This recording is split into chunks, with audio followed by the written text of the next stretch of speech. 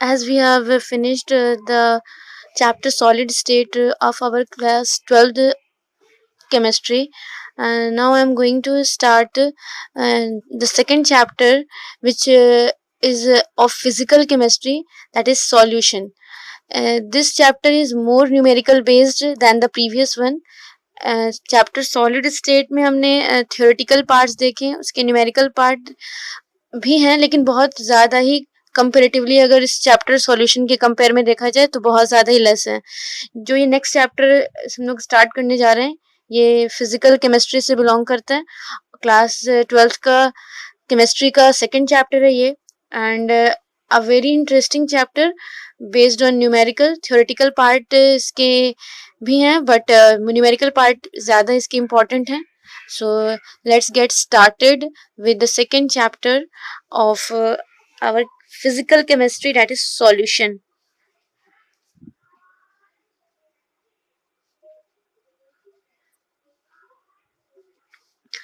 Firstly, we will come to know what this solution is. Solution, जिसके बारे में हम जूनियर क्लासेस से पढ़ते आते हैं, 9th में भी सॉल्यूशन के बारे में थोड़ी बहुत डिस्कशन ज़रूर हुई होगी. सॉल्यूशन एक्चुअली में एक मिक्सचर है, होमोजेनस मिक्सचर. अगर सॉल्यूशन की बात करते हैं तो ये एक प्रकार का होमोजेनस मिक्सचर है ये.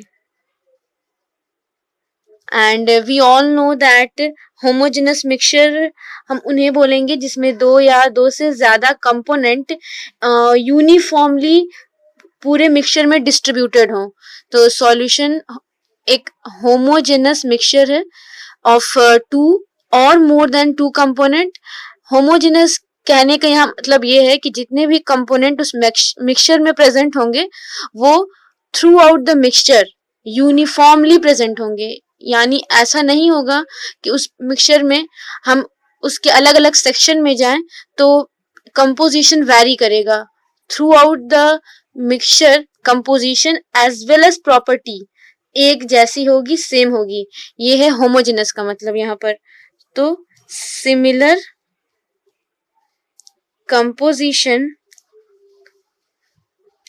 and property throughout the mixture.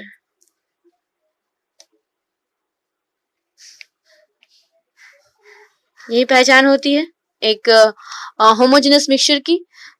तो सॉल्यूशन को हमें क्लियर वे में क्या डिफाइन कर सकते हैं कि it is a homogeneous mixture of two or more than two component. अब यहाँ जो सॉल्यूशन, जिस तरह के सॉल्यूशन के बारे में हमें डिस्कस करना है वो only and only binary solution है. हम सिर्फ इस पूरे होल चैप्टर में बाइनरी सॉल्यूशन के बारे में ही डिस्कस करने वाले हैं. सो बाइनरी सॉल्यूशन, बाइनरी वर्ड से ही पता चल रहा है, बाइनरी का मतलब होता है दो.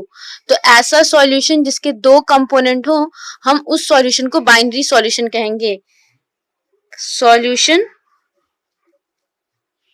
Having two component only. अगर किसी सॉल्यूशन में सिर्फ और सिर्फ दो कंपोनेंट ही प्रेजेंट होंगे तो हम उस सॉल्यूशन को बाइनरी सॉल्यूशन के नाम से जानते हैं. And what we call these two component of this solution, वो जो दो कंपोनेंट हैं हम उन्हें किस नाम से जानते हैं? That two component is known as solute and solvent. जो दो कंपोनेंट उसमें प्रेजेंट होंगे, among these two component one is solute and another one is solvent. solute and solvent. अब ऐसे तो कोई फिक्स्ड क्राइटेरिया नहीं है, बट एक जनरल पहचान होगी.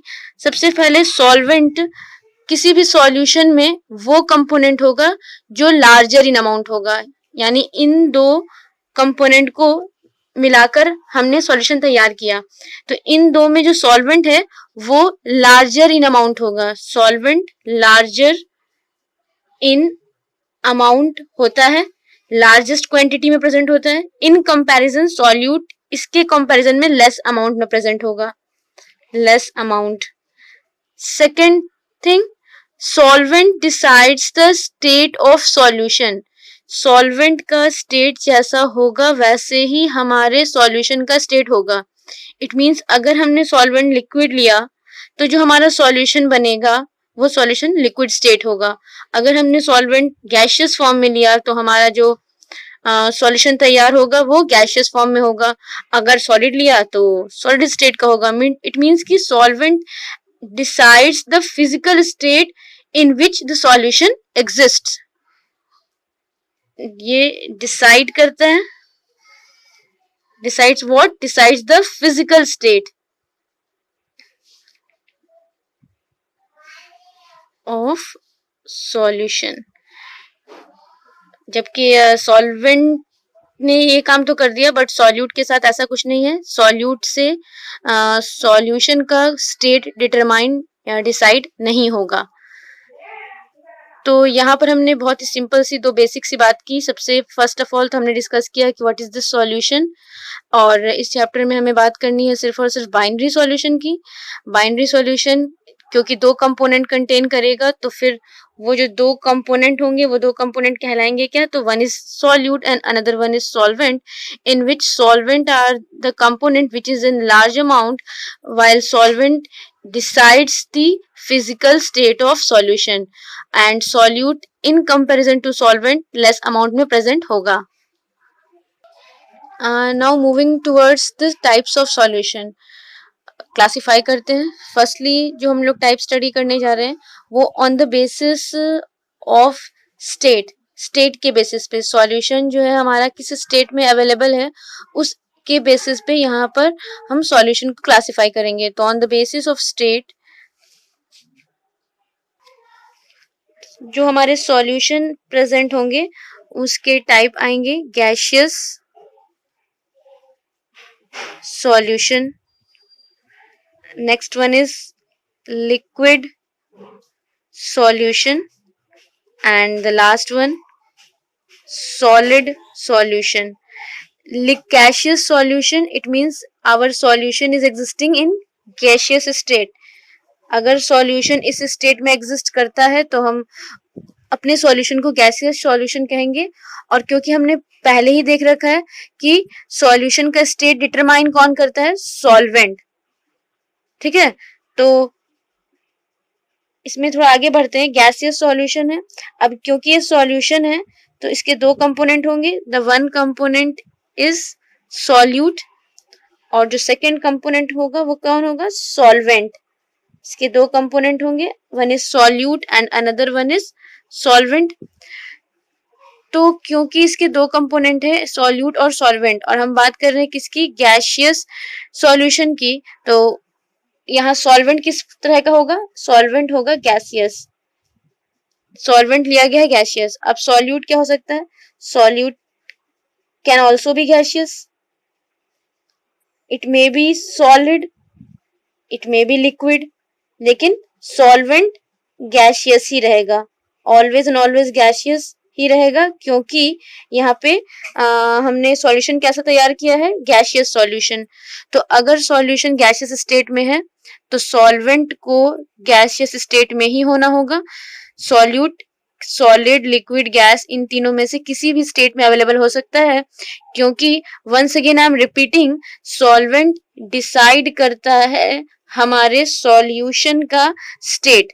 क्योंकि सॉल्यूशन यहाँ गैसियस स्टेट में है तो सॉल्वेंट को तो गैसियस स्टेट में ही होना होगा। बट सॉल्यूट का स्टेट जो है वो कुछ भी हो सकता है। It can be gaseous, it can be solid, it can be liquid. अब एग्जाम्पल की बात करते हैं। एक ऐसा केस जहां पर हमने सॉल्यूट जो लिया है वो गैसियस है और सॉल्वेंट भी गैसियस है, तो उसका एग्जाम्पल क्या होगा?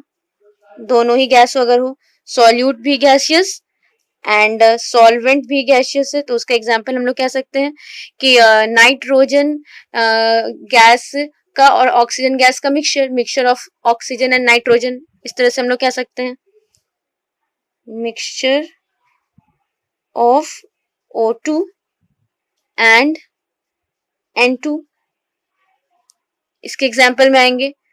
सेकेंड केस का एग्जाम्पल लेते हैं जहां सॉल्यूट सॉलिड होता है और जो सॉल्वेंट है वो गैशियस स्टेट में एग्जिस्ट कर रहा है। तो सॉल्यूट हमने क्या लिया, सॉलिड, और जो सॉल्वेंट है वो गैशियस। तो उसके एग्जांपल हम ले सकते हैं camphor in nitrogen gas, nitrogen gas में कैम्फर। और एक थर्ड केस आता है जहाँ पे लिक्विड जो है वो सॉल्यूट है और गैशियस हमारा सॉल्वेंट है। लिक्विड एंड गैशियस का केस अगर की बात करते हैं तो उसके एग्जांपल हम लोग ले सकते हैं। यहाँ पर आ जाएगा क्लोरोफॉर्म, एक एनेस्थेशिया है ये, जिसको पहले यूज किया जाता था सर्जरी के टाइम पेशेंट को अनकॉन्शियस करने में, बट अब इसको यूज नहीं होता है। तो क्लोरोफॉर्म इन नाइट्रोजन गैस अगेन। तो ये फर्स्ट केस था कि अगर हमारा जो सॉल्यूशन है वो अगर गैशियस सॉल्यूशन है यानी गैशियस स्टेट में एग्जिस्ट करता है तो उसके तीन पॉसिबिलिटी हैं कि सॉल्वेंट तो गैशियस ही होगा बट सॉल्यूट आइदर गैशियस और सॉलिड और it can also be liquid. और इन तीनों केसेस के ये एग्जांपल हैं, ये हमें याद रखने हैं क्योंकि एनसीईआरटी में भी इसको मेंशन किया है और एनसीईआरटी के जो चीज होते हैं वो तो ज्यादातर इंपॉर्टेंट होते ही हैं हमारे लिए। और अदर देन एनसीईआरटी को अगर हम चाहें तो स्किप कर सकते हैं, लेकिन एनसीईआरटी के एक लाइन का भी इंपॉर्टेंस है, उसे तो स्किप किया ही नहीं जा सकता है। Coming towards the next, liquid solution. Liquid solution मतलब कि यहाँ जो सॉल्यूशन है उसका स्टेट कैसा है, लिक्विड स्टेट। तो इट मींस कि अगेन इस सॉल्यूशन के दो कंपोनेंट होंगे, one is solute and another one is solvent. और क्योंकि हमारा सॉल्यूशन का जो स्टेट है वो लिक्विड है तो सॉल्वेंट तो फिक्स है कि यहाँ सॉल्वेंट लिक्विड फॉर्म में ही हमें लेना है, सॉल्वेंट लिक्विड फॉर्म में एग्जिस्ट करेगा। लेकिन सॉल्यूट वो सॉलिड भी हो सकता है, वो लिक्विड भी हो सकता है और वो गैशियस भी हो सकता है। ये फिक्स नहीं है लेकिन सॉल्वेंट फिक्स है। अब इनके एग्जांपल्स में हम लोग आते हैं, सॉलिड सॉल्यूट और लिक्विड सॉल्वेंट। सॉलिड सॉल्यूट और लिक्विड सॉल्वेंट, इसके एग्जाम्पल तो बहुत कॉमन है, सभी को पता है। वो है शुगर सॉल्यूशन, यानी शुगर, चीनी को हम अगर वाटर के साथ मिक्स करते हैं तो एक शुगर सॉल्यूशन जो बनता है वो इसके कॉमन से एग्जाम्पल है।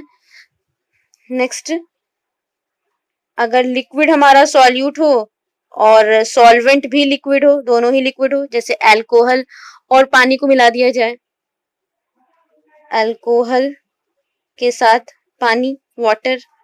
एंड अगर गैशियस हो सॉल्यूट और लिक्विड सॉल्वेंट अगेन, तो उसके example oxygen dissolved in water, पानी में घुला हुआ ऑक्सीजन, वो इसका एग्जांपल है।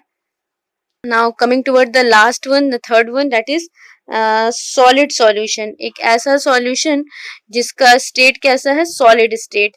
तो अगर सॉलिड स्टेट में हमारा सॉल्यूशन है तो अगेन बात आती है कि सॉल्यूशन के जो दो कंपोनेंट होंगे, one is solute and another one is solvent. तो ये तो फिक्स हो गया कि क्योंकि हमारा सॉल्यूशन किस स्टेट में एग्जिस्ट कर रहा है, सॉलिड, तो जो ये सॉल्वेंट होगा वो तो सॉलिड ही होगा, सॉल्वेंट जो है वो सॉलिड स्टेट में ही होगा। लेकिन जो सॉल्यूट होगा अगेन वो किसी भी स्टेट में ले सकते हैं, वो हम सॉलिड भी ले सकते हैं, वो हम लिक्विड और या फिर हम गैशियस स्टेट में भी उसे ले सकते हैं। इन तीनों में से किसी स्टेट में वो अवेलेबल होगा। Now moving toward the example, कि अगर हमने सॉल्यूट को सॉलिड लिया और सॉल्वेंट भी सॉलिड है तो इसके एग्जांपल क्या है, कॉपर इन गोल्ड, गोल्ड के साथ कुछ कॉपर को अगर मिक्स कर दिया जाए तो वो इस केस का एग्जांपल होगा, कॉपर विथ गोल्ड। अगर लिक्विड हमारा सॉल्यूट हो और सॉलिड फॉर्म में हमारा सॉल्वेंट हो, तो अगर लिक्विड फॉर्म में हमने क्या ले रखा है, सॉल्यूट, और सॉलिड फॉर्म में सॉल्वेंट, तो इसका एग्जांपल हो जाएगा mercury mixed with sodium to form sodium amalgam, mercury with sodium, क्योंकि इन दोनों का मिक्सचर सोडियम अमलगम कहलाता है। और ये इस केस का एग्जांपल हो गया। एंड द लास्ट वन, कि अगर सॉल्यूट हमारा गैशियस हो और हमारा सॉल्वेंट जो है वो अगेन सॉलिड हो, तो इस केस के एग्जांपल की बात करें, एयर में जो भी मतलब पॉल्यूटेंट्स वगैरह प्रेजेंट होते हैं उसका एग्जांपल ले सकते हैं, या फिर एक और सबसे बेस्ट एग्जाम्पल है हाइड्रोजिनेशन के वक्त। 10th में भी एक टॉपिक आया था, वहां पर भी थोड़ा सा एनसीईआरटी में भी इसको डिस्कस कर रखा था। Hydrogenation of vegetable oil to vegetable ghee. जब वेजिटेबल ऑयल को वेजिटेबल घी में कन्वर्ट करते हैं तो उस समय हाइड्रोजन गैस को पास किया जाता है पैलेडियम के ऊपर। तो यहाँ पर एग्जाम्पल हो सकता है कि solution of hydrogen in palladium, ये इसके बेस्ट एग्जाम्पल में आएगा। सॉल्यूशन किसका, तो पैलेडियम का हाइड्रोजन के साथ। हाइड्रोजन को सॉल्यूट के फॉर्म में लिया जाता है और उसको पैलेडियम के ऊपर पास किया जाता है, वो यहाँ सॉल्वेंट का वर्क करता है। और इसका यूज लिया जाता है hydrogenation of vegetable oil to vegetable ghee. तो वो हमारा यहाँ टॉपिक नहीं है हाइड्रोजिनेशन। मेनली बस हमें एग्जांपल ध्यान रखना है कि अगर गैशियस फॉर्म में हमारा सॉल्यूट हो और सॉल्वेंट हमारा सॉलिड फॉर्म में हो तो उसका एग्जांपल हो जाता है पैलेडियम और हाइड्रोजन, जिसमें यहाँ हाइड्रोजन जो है वो यहाँ हमारा सॉल्यूट है और जो ये पैलेडियम है this one is our solvent. तो ये हमने क्लासिफाई किया सॉल्यूशन को स्टेट बेसिस पर, और स्टेट बेसिस पे gaseous solution, liquid solution and solid solution, और हर सॉल्यूशन का स्टेट सॉल्वेंट ही डिसाइड करेगा, ये कंफर्म है। अब हम लोग फर्दर आगे टॉपिक की ओर जाते हैं। किसी भी सॉल्यूशन का जो हमारी लाइफ में मतलब इम्पोर्टेंस है, यूज है, वो इम्पोर्टेंस और यूज डिपेंड करता है उसके कंपोजिशन पे। मतलब कि अगर हमने किसी सॉल्यूशन को यूज किया किसी भी पर्टिकुलर पर्पस के लिए तो उसका कंपोजिशन बहुत ही ज्यादा इम्पोर्टेंस रखता है उसके यूज के लिए। अलग अलग तरह के सॉल्यूशन के अलग अलग यूज होते हैं क्योंकि उनके कंपोजिशन वैरी करते हैं। तो इट मीन्स कि हम अपने डेली लाइफ में जो भी सॉल्यूशंस को यूज करते हैं उनका कंपोजिशन हमें पता होना चाहिए। उसका कंपोजिशन जान पाएंगे तो हम उसे प्रॉपरली यूटिलाइज कर पाएंगे, या फिर ये जान पाएंगे कि वो पर्टिकुलर सॉल्यूशन किस जगह पर यूटिलाइज होने लायक है। तो अगर हमें किसी भी सॉल्यूशन का कंपोजिशन जानना है तो सिंपल सी बात है कि उसके लिए तो पहले हमें उसका कंसंट्रेशन डिसाइड करना होगा। कंसंट्रेशन डिसाइड करने के बाद ही हम उसके कंपोजिशन को प्रॉपरली समझ पाएंगे। तो बात यहाँ पर अब क्या आ रही है नेक्स्ट टॉपिक की, कि सॉल्यूशन हैज वैरिड यूटिलिटी। मतलब इसके कई सारे यूज हैं हमारे डेली लाइफ में, बट किसी भी सॉल्यूशन की जो ये यूटिलिटी है, यूज है, वो उसके कंपोजिशन पे डिपेंड करती है। ये यूटिलिटी डिसाइड कौन करता है, कंपोजिशन डिसाइड करता है। कंपोजिशन का काम है डिसाइड करना यूटिलिटी को। ये कंपोजिशन ही है जो यूटिलिटी को डिसाइड करेगा। और ये कंपोजिशन हम कैसे पता करेंगे, तो ये इसके लिए हमें आना पड़ेगा कंसंट्रेशन पर। ये जो कंसंट्रेशन है, ये कंसंट्रेशन हेल्प करेगा कंपोजिशन को पता करने में। और कंसंट्रेशन जो है उसको फिर हम लोग दो तरीके से जान सकते हैं। किसी भी सॉल्यूशन का कंसंट्रेशन दो तरह से पता किया सकता है, एक quantitatively and another one is qualitatively. Quantitatively में हम एग्जैक्ट वैल्यू बताएंगे कि ये जो हमारा सॉल्यूशन है उसका कंसंट्रेशन इतना है, और क्वालिटेटिवली में एग्जैक्ट वैल्यू नहीं बताएंगे, उसका एक अप्रोक्सीमेशन देंगे, या फिर हम कह सकते हैं कि उसमें हम कंसंट्रेशन को किसी न्यूमेरिकल वैल्यू से एक्सप्रेस नहीं करेंगे। एक एग्जांपल से इसे क्लियर करते हैं। जैसे हम अपने डेली लाइफ में वर्ड यूज करते रहते हैं, डाइल्यूट सॉल्यूशन, कंसंट्रेटेड सॉल्यूशन या कंसंट्रेटेड शुगर सॉल्यूशन। तो क्या होता है इस वर्ड को कहने का मतलब, जैसे हमने कहा कि I have prepared a concentrated sugar solution. What do I mean by saying this? It means that in that solution sugar is present in large amount. अगर हम concentration word को इस तरह से यूज करते हैं कि हम सिंपली बोल दें कि ये मेरा सॉल्यूशन डाइल्यूट है, ये जो मेरा सॉल्यूशन है वो कंसंट्रेटेड है। तो डाइल्यूट बोलने का मतलब है कि उस पूरे होल सॉल्यूशन में हमने सॉल्यूट बहुत स्मॉल क्वांटिटी में ले रखा है। अगर हम कंसंट्रेटेड सॉल्यूशन बोलते हैं तो सॉल्यूट को हमने लार्ज क्वांटिटी में ले रखा है।